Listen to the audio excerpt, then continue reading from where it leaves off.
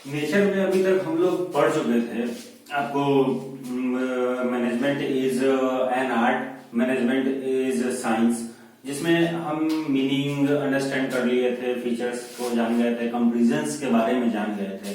तो उसी नेचर्स में एक और पॉइंट है जो मैनेजमेंट एज अ प्रोफेशन है, जिसके बारे में, जिसके मीनिंग के बारे में जानेंगे, उसके फीचर्स के बारे में जानेंगे, उसके कंपैरिजंस को जानेंगे हम। तो आज मैनेजमेंट एज ए प्रोफेशंस की क्लास आपकी है। तो देखिए अभी हमारे पास क्या है, नेक्स्ट हमारे पास है मैनेजमेंट एज अ प्रोफेशन। इसलिए सेम वे से वही प्रोसीजर फॉलो करना पड़ेगा जो procedure management as a art, यानी कि मैनेजमेंट एज एन आर्ट में किए थे, मैनेजमेंट एज ए साइंस के लिए फॉलो किया। ठीक है, सबसे पहले हमें प्रोफेशन का मीनिंग अंडरस्टैंड करना पड़ेगा। समझे बात? सबसे पहले हमको प्रोफेशन का मीनिंग अंडरस्टैंड करने की जरूरत पड़ेगी। ठीक है, फिर उसके फीचर्स को समझना पड़ेगा, उसमें क्या क्या फीचर्स है, क्या है, उसके बारे में जानने की जरूरत पड़ेगी। फिर वही फीचर्स को हम फाइंड आउट करने की कोशिश करेंगे कि क्या यही फीचर्स मैनेजमेंट में फाइंड आउट करने लायक है कि नहीं। इसलिए सबसे पहले हमारे पास प्रोफेशन का मीनिंग आता है ना। सबसे पहले क्या आता है हमारे पास? प्रोफेशन का मीनिंग। तो देखिए, profession is well defined body. आपको यहाँ पे जो दिया हुआ है मीनिंग देखिए एक बार ध्यान से। Profession is well defined body of knowledge obtain through various studies and written by a professional. आपको यहाँ पे इंग्लिश में जो मीनिंग है वहां आपको बता दिया गया है। मीनिंग देखिए आपको दे दिए हैं। मतलब कहने का इसका अर्थ क्या है कि इसलिए प्रोफेशन क्या है। सबसे पहले इसलिए प्रोफेशन क्या है? प्रोफेशन एक बॉडी ऑफ नॉलेज है जिसको एक पर्सन डिफरेंट स्टडी से एक्वायर करता है और अपने साथ रखता है, और उसको हम प्रोफेशन पर्सन कहते हैं। फॉर एग्जाम्पल, अगर कोई भी पर्सन जो कि लॉयर है, मतलब वकील है, लॉयर है, उसने सबसे पहले कोई स्टडी की होगी, उसने LLB की स्टडी की होगी। उसको स्टडी करने से उसको जो नॉलेज मिली होगी वो उसने अपने पास रखी होगी और उसको वो प्रोफेशनल वे से यूज करता होगा, है ना। कहाँ? तो अपने क्लाइंट के लिए। इसलिए इसका मतलब प्रोफेशन में भी कुछ बुक्स होती है जिसको स्टडी किया जाता है, उसको स्टडी करते हुए नॉलेज एक्वायर की जाती है। इसलिए हम उसको well defined body of knowledge कहते हैं। और उस नॉलेज को वो पर्सनली यूज करता है अपनी सर्विस प्रोवाइड करने के लिए, तो उसको हम कहते हैं प्रोफेशनल पर्सन। ठीक है। लॉयर के अलावा, अब लॉयर है तो उसके अलावा चार्टर अकाउंटेंट भी एक प्रोफेशन है। उसमें वो अपनी सर्विस प्रोवाइड करता है, नॉलेज एक्वायर करता है। वैसे ही कंपनी सेक्रेटरी या फिर कोई डॉक्टर, वो भी एक प्रोफेशनल पर्सन ही है। ऐसे ही हमें मैनेजमेंट का फाइंड आउट करना है कि मैनेजर जो है एक प्रोफेशनल पर्सन होता है या फिर नहीं। इसलिए प्रोफेशन के कुछ फीचर्स हैं। पहला आपके पास देखिए क्या है, प्रोफेशन के फीचर्स जो आपको दिए हुए हैं। फर्स्ट है कि यहाँ पे फीचर्स आपको बता रहे हैं well defined body of knowledge. ये फीचर्स आपको दिए गए हैं, इसमें इसका क्या है बता रहा है, ये इसको डिफाइन कर रहा है कि any kind of profession is based on some knowledge और great knowledge of certain field which is acquired through instructions, books, magazine, newspaper, etc. है ना। इसका जो फर्स्ट फीचर है वो आपको डिफाइन कर रहा है well defined body of knowledge के बारे में। इसलिए well defined body of knowledge को हम मीनिंग में अंडरस्टैंड कर लिए हैं। ठीक है, मीनिंग जो उसका होता है वो तो अंडरस्टैंड कर चुके हैं हम लोग। मीनिंग में अंडरस्टैंड करने के बाद क्या है कि प्रोफेशन एक well defined body of knowledge क्यों है? क्योंकि इसमें जो प्रोफेशनल पर्सन होता है उसको कुछ नॉलेज एक्वायर करनी पड़ती है थ्रू डिफरेंट स्टडीज। इसलिए यहां पर लिखा हुआ है any kind of profession is based on some knowledge और great knowledge of certain field. इसलिए इसका मतलब किसी तरह का प्रोफेशन, चाहे वो डॉक्टर हो, लॉयर हो, चार्टर अकाउंटेंट हो, कंपनी सिक्योरिटी हो या कोई भी प्रोफेशन हो, सभी प्रोफेशन में कुछ स्पेसिफिक नॉलेज होनी चाहिए। वो स्पेसिफिक नॉलेज एक पार्टिकुलर फील्ड की होती है, एक सर्टेन फील्ड की होती है।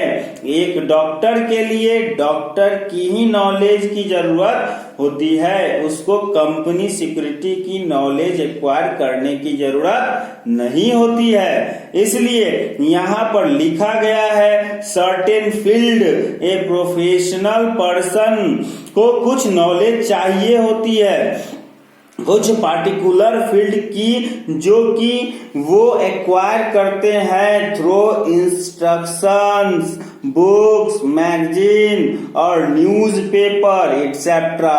इंस्ट्रक्शंस का मतलब है अगर कोई पर्सन किसी अपने सीनियर से कुछ इंस्ट्रक्शन ले रहा है तो वो भी एक तरह की नॉलेज ही है। क्या है? नॉलेज ही है। इसलिए ये हमारा फर्स्ट फीचर है कि प्रोफेशन जो है वो एक well defined body of knowledge है। यही फीचर अब हम मैनेजमेंट में फाइंड आउट कर लेते हैं। ठीक है, साथ साथ कि मैनेजमेंट एक well defined body of knowledge है तो हम कह सकते हैं कि मैनेजमेंट भी एक well defined body of knowledge है। क्यों? क्योंकि मैनेजमेंट में भी कुछ नॉलेज की एक्वायरमेंट होती है। जैसे प्रोफेशन में प्रोफेशनल बनने के लिए कुछ बुक्स को स्टडी करना पड़ता है, वैसे ही मैनेजमेंट में भी मैनेजर बनने के लिए कुछ पार्टिकुलर बुक्स होती है मैनेजर्स की, उसको स्टडी करना पड़ता है। इसलिए well defined body of knowledge का फर्स्ट पॉइंट मैनेजमेंट में अवेलेबल है।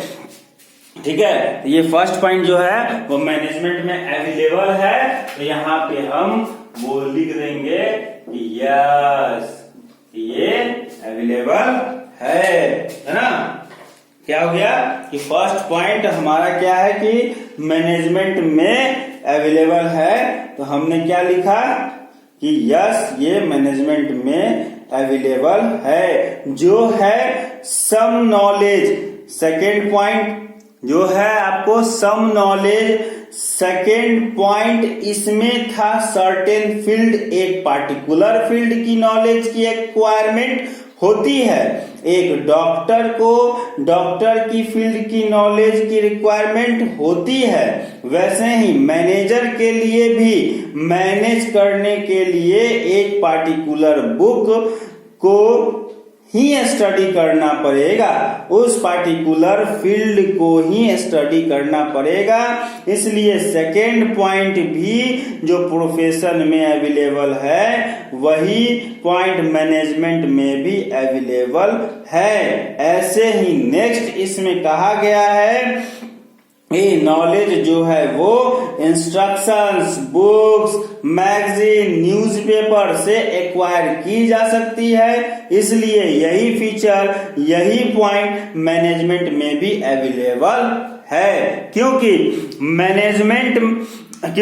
मैनेजर जो है वो भी अपनी नॉलेज जो है वो अपनी बुक्स, मैगजीन, जर्नल्स और इंस्ट्रक्शन से ही प्रोवाइड करता है। इसलिए फर्स्ट पॉइंट के अकॉर्डिंग हम कह सकते हैं कि yes management is a profession. ठीक है, ये फर्स्ट पॉइंट मेरा जो है वो क्लियर हो गया।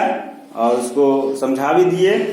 ठीक है, अब उसके आते हैं सेकेंड फीचर्स। देखिए सेकेंड फीचर्स हमारे पास जो है वो क्या है, सेकेंड फीचर्स है हमारे पास रिस्ट्रिक्टेड एंट्री। उसको डिफाइन कर देते हैं, the entry to any profession is restricted through an examination, है ना। जो इसको डिफाइन कर दिया, रिस्ट्रिक्टेड एंट्री को डिफाइन कर दिया गया है। क्या है रिस्ट्रिक्टेड एंट्री का मतलब है कि प्रोफेशन में अगर किसी भी पर्सन को इंटर करना है तो उसके लिए कुछ रिस्ट्रिक्शन है। उसके रिस्ट्रिक्शंस क्या है कि उसको कुछ एग्जाम देने पड़ेंगे। फॉर एग्जाम्पल, अगर आप चार्टर्ड अकाउंटेंट बनते हैं तो आपको एक एग्जाम देना पड़ेगा उस प्रोफेशन में इंटर करने के लिए, और अगर वो एग्जाम आप क्वालिफाई कर पाएंगे तभी आपको फर्दर इसकी नॉलेज के लिए एंट्रेंस मिलेगी। इसका मतलब कोई भी प्रोफेशन हो, चाहे डॉक्टर का हो, सीए का हो, सीएस का हो, उसमें एंट्री करने के लिए उस पार्टिकुलर फील्ड की नॉलेज एक्वायर करने के लिए उसकी एंट्री रिस्ट्रिक्टेड है। उसके लिए एग्जाम आपको प्रिपेयर करना पड़ेगा। लेकिन मैनेजमेंट में ऐसी कोई रिस्ट्रिक्शन नहीं है, आपको सिर्फ नॉलेज होनी चाहिए मैनेजमेंट की। कोई भी बिजनेस ऑर्गेनाइजेशन आपके कैपेबिलिटी के अकॉर्डिंग आपको एज अ मैनेजर अपॉइंट कर सकती है। इसके लिए आपको कोई पार्टिकुलर एग्जाम देने की जरूरत नहीं है, कुछ प्रिपेयर करने की जरूरत नहीं है, कुछ क्वालिफाई करने की जरूरत नहीं पड़ेगी।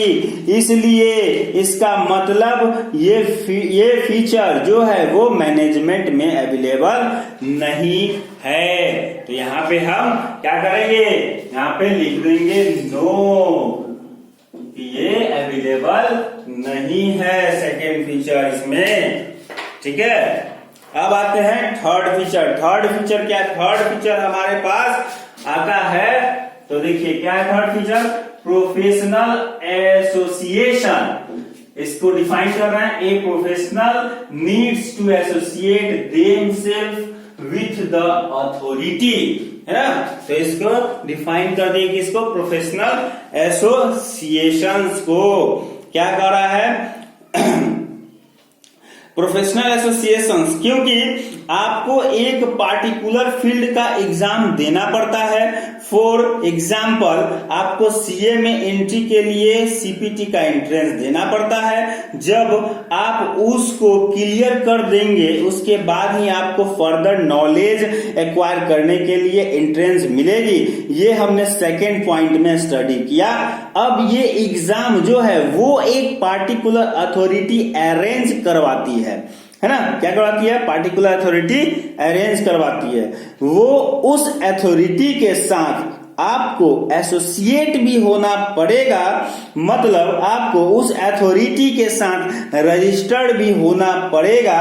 मतलब जब आप फाइनल पेपर देने के बाद आप फाइनली सीए बन चुके हैं तो आपको उस अथॉरिटी की मेंबरशिप लेनी पड़ेगी और उसके चार्जेस, उसकी जो फी है वो पे करनी पड़ेगी मैन्युअली। इसका मतलब कोई भी प्रोफेशन हो, किसी भी तरह का प्रोफेशन हो, उसकी एक पार्टिकुलर अथॉरिटी होती है और उस अथॉरिटी के साथ आपको रजिस्टर होना पड़ेगा।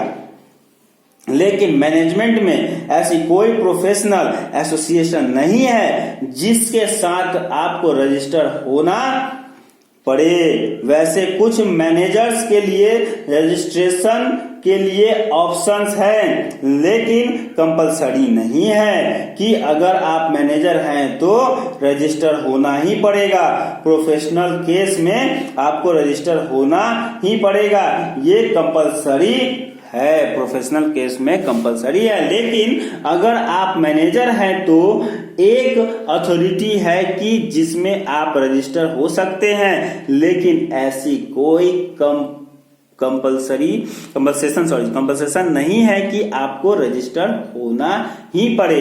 इसलिए इसका मतलब प्रोफेशनल का ये फीचर मैनेजमेंट में अवेलेबल नहीं है, यानी कि थर्ड पॉइंट भी जो है वो मैनेजमेंट में अवेलेबल नहीं है।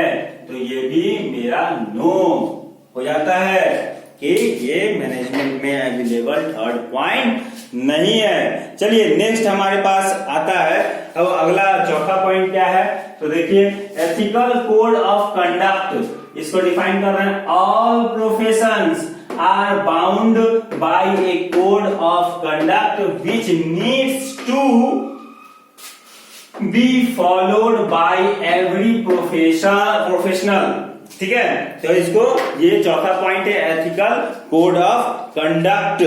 एथिकल कोड ऑफ कंडक्ट का मतलब है कि प्रोफेशन में कुछ एथिकल रूल्स पॉलिसीज फॉलो करनी पड़ती है। फॉर एग्जाम डॉक्टर के लिए और लॉयर के लिए कुछ कोड ऑफ कंडक्ट रखे गए हैं कि डॉक्टर को व्हाइट कोट वियर करना पड़ेगा और जो लॉयर हैं उसको ब्लैक कोट वियर करना पड़ेगा, ताकि दोनों में डिफरेंस हम देखने पे ही समझ सके कि ये डॉक्टर है और ये लॉयर है। लेकिन मैनेजमेंट में ऐसे कोई एथिकल रूल्स रेगुलेशंस नहीं है कि मैनेजर को फॉलो करना ही पड़े, समझे, करना ही पड़े।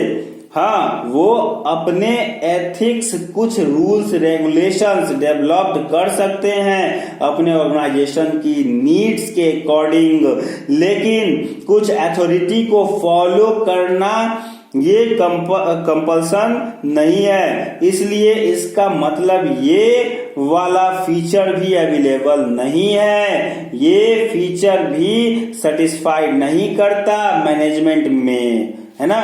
ये भी फीचर हो गया कि ये मैनेजमेंट में सेटिस्फाइड नहीं करता है, ये भी हो गया नो, यानी कि आपका चौथा फीचर भी सेटिस्फाइड नहीं है। चलिए लास्ट हमारे पास आ जाता है, लास्ट क्या है, तो सर्विस मोटिव। क्या है, सर्विस मोटिव।